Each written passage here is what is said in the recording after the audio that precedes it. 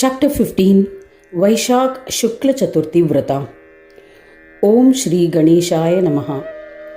Dasharatha requested sage Vasishta, please tell me the glory of Vaishakha Shukla Chaturthi Vrata. These legends are like nectar. One is never satiated and always yearns for more. Vasishta said, in the province of Gurjar, there was a splendorous town named Bhadraka. It was governed by the great king Brahmapriya. He was well versed in all scriptures, regular performer of yajnas, always generous, and would serve devas, brahmins and guests. He was skilled in the usage of weapons and astras. He had established his dominion over other kings and soon became the emperor of the earth. He was acknowledged as the most powerful king. When his wife died on attaining menarche, he remarried. His second wife was virtuous, but she died under similar circumstances. He remarried 5 times. Each wife suffered the same fate. O Dasharatha, King Brahmapriya was distressed by the death of his wives. He renounced the kingdom and handed over the governance to his ministers. He went to the forest and met his guru, Shvetaketu, with respect and humility. Shvetaketu offered his obedient disciple a seat, inquired about his well-being, and offered appropriate respect. He offered the king a meal and then asked him the reason for paying him a visit. He asked, O illustrious king, what is it that troubles you? If you tell me your woes, I can help you with an immediate solution. You have renounced your kingdom and have visited me alone. The king responded by telling him about the death of his wives. Listening to his woes, Shvetaketu, a great ascetic and Ganesh devotee, meditated and on comprehending the cause was furious. He said to the king, O lowly king, O great sinner, listen. Your subjects are not observing the most important Chaturthi Vrata. When Chaturthi Vrata is not observed, all deeds done end in failure. In the end, such a person will be deserving of hell. There is no doubt about it. O king, this is why you do not possess any of the 4 types of prosperities: dharma, wealth, desire fulfillment and liberation. The learned have said that these that are bestowed only on the ones who observe the Chaturthi Vrata. Shvetaketu's angry words left the king baffled and dejected. He bowed to the sage and said, O eminent Guru, my transgressions are due to ignorance. O merciful one, please forgive me. O Swami, please explain the nature of this all-bestowing great Vrata. Whom should I worship? Please tell me all.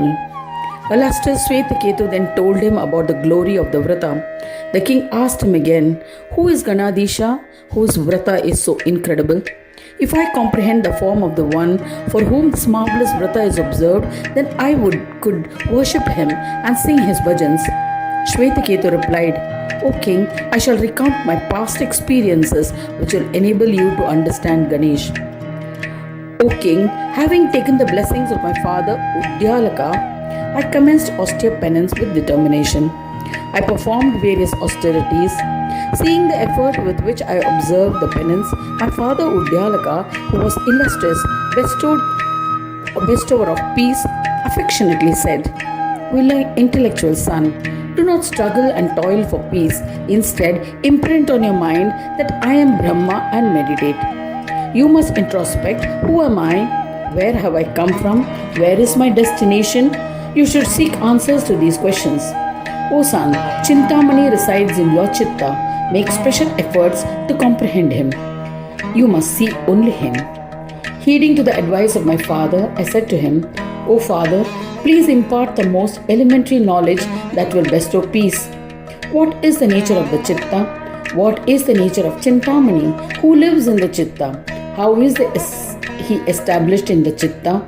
O eminent Brahmin, how can a practitioner comprehend him? Please tell me all. Sage Vasishta continued the narration to King Dasharatha. Udyalaka, Aruni, responded to the queries of his son.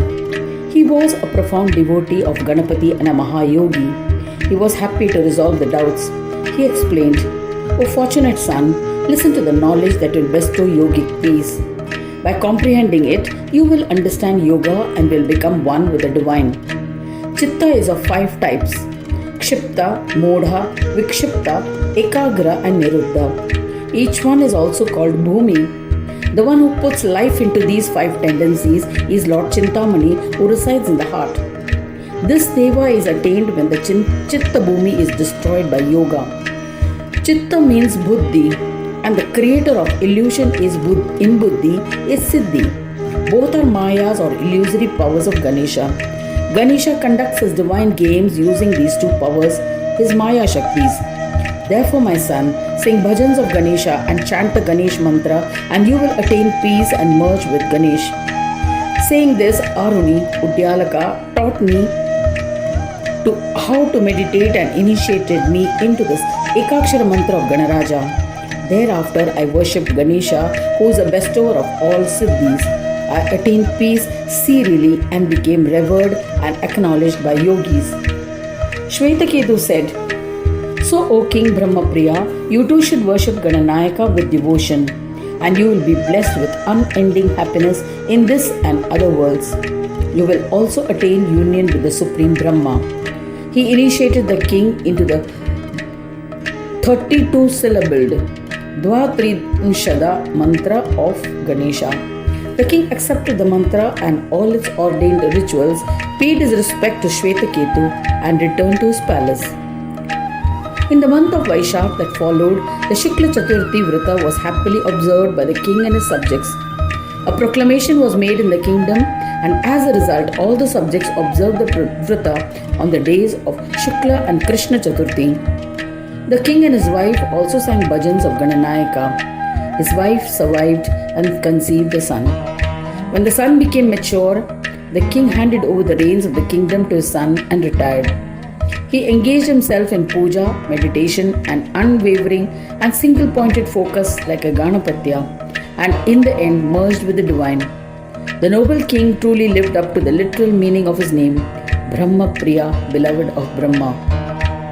All his subjects who observed the Chaturthi Vrata earned merits, eventually ascended to Swananda Loka and merged with the divine. Both Udyalaka and Shvetaketu became well-known, influential Ganapatyas, great ascetics and Avadhuta yogis. Mystics or saints who are beyond egoic consciousness, duality and common worldly concerns and act without consideration for standard social etiquette are called Avadhuta yogis. The Brahmin Shvetaketu introduced a new law which proved beneficial to all. Listen about it. One day, a learned Brahmin, well versed in scriptures, arrived at the ashram of Aruni and his wife.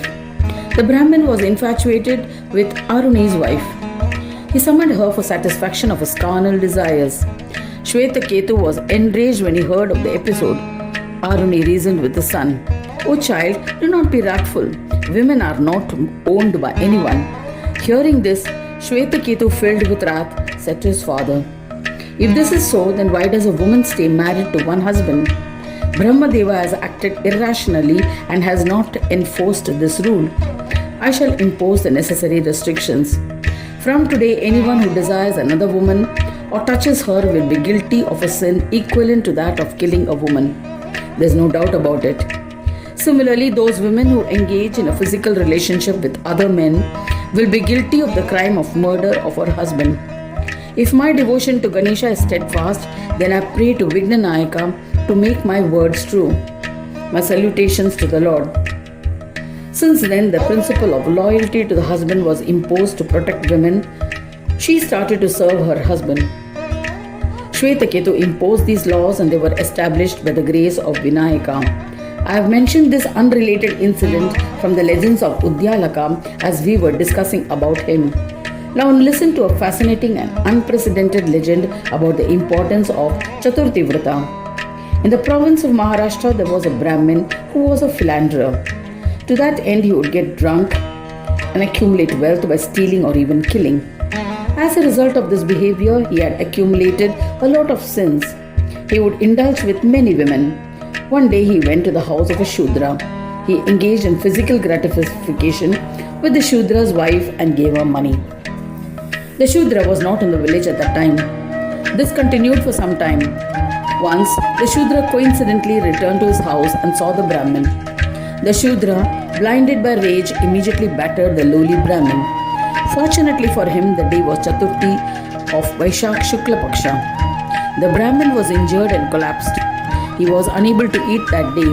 On the next Tithi of Panchami, he died. Because of the merits of having fasted on Chaturthi, he was respectfully transported to Swanandaloka.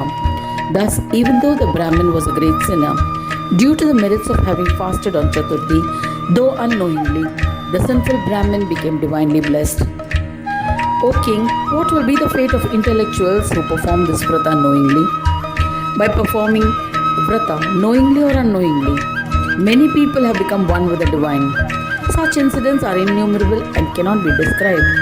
Anyone who reads or listens to the importance of Vaishakha Shukla Chaturthi vrata will be blessed with fulfillment of all their desires. Thus ends the 15th chapter titled Vaishakha Shukla Chaturthi vrata in the 4th Khanda of the Purana Upanishad, Ganesha Mudgal Puran, describing the legends of Gajanana. Dedicated to Sri Gajanana.